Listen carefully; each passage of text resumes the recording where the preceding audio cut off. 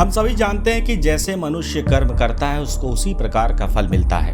कर्म फल भी रूप परिवर्तित कर व्यक्ति को देर सवेर सुख दुख के रूप में मिलता है। विज्ञान की भाषा में जिस प्रकार पदार्थ कभी नष्ट नहीं होता है, उसका केवल रूप बदल जाता है, उसी प्रकार किया गया कर्म भी कभी निष्फल नहीं होता है। अपने पूर्व जन्मों में किए गए पापों से रुष्ट ग्रहों को प्रसन्न करने के लिए उपासना, यज्ञ, रत्नधारण आदि का विधान प्राचीन ग्रंथों में वर्णित है। अनुभव में आया है कि यदि हम लोग जड़ की अपेक्षा सीधे जीव से संबंध स्थापित करें तो ये ग्रह अतिशीघ्र प्रसन्न हो सकते हैं। धर्मशास्त्रों में सफलता के सूत्र संकेतों के रूप में रहते हैं। मातृ देवो भव, पितृ देवो भव, गुरु देवो भव, अतिथि देवो भव वेदवाणी है। इसी प्रकार शास्त्र कहता है कि मात्र प्रणाम करने से, सदाचार के पालन से एवं नित्य वृद्धों की सेवा करने से आयु, विद्या, यश और बल की वृद्धि होती है।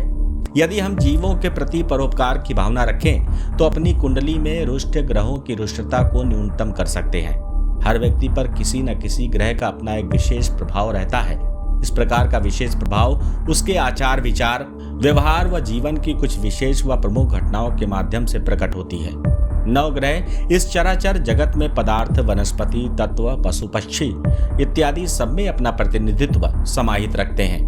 इसी तरह ऋषि महर्षियों ने पारिवारिक सदस्यों और आसपास के लोगों में भी ग्रहों का प्रतिनिधित्व बताया है। सूर्य आत्मा के साथ साथ पिता का प्रतिनिधित्व करता है और चंद्रमा मन के साथ साथ माता का, मंगल पराक्रम के साथ साथ छोटे भाइयों का, शनि दुख के साथ सेवक का, बृहस्पति ज्ञान के साथ गुरु एवं बड़े भाई तथा उनके समकक्ष लोगों का, बुध वाणी के साथ साथ मामा का, शुक्र ऐश्वर्य के साथ जीवन साथी का कारक है।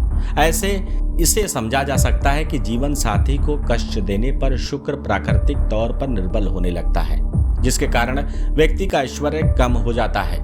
यदि सूर्य ग्रह रुष्ट हैं तो पिता को प्रसन्न करें, चंद्र पीड़ादायक हो तो माता अथवा माता समान स्त्रियों को प्रसन्न करें, मंगल कष्टकारी हो तो छोटे भाई और बहन को प्रसन्न करें, बुध पीड़ादायक हो तो मामा और बंधुओं को प्रसन्न करें, बृहस्पति रुष्ट हो तो गुरुजन एवं वृद्धों को प्रसन्न करें, और यदि शुक्र ग्रह नाराज है तो पत्नी को प्रसन्न करें, शनि कष्ट दे रहा हो तो दास दासी को प्रसन्न करें, राहु कष्टकारी हो तो अंगहीन को प्रसन्न करें, और यदि केतु अप्रसन्न है तो दीनहीन रोगी की सहायता करें।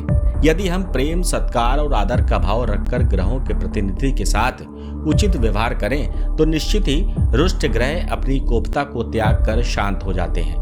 अनुभव में आया है कि यदि ग्रह के प्रतिनिधि जीवों से संबंध खराब हो तो उपासना, पूजन, जप, तप और दान सब कुछ निष्फल हो ही जाता है।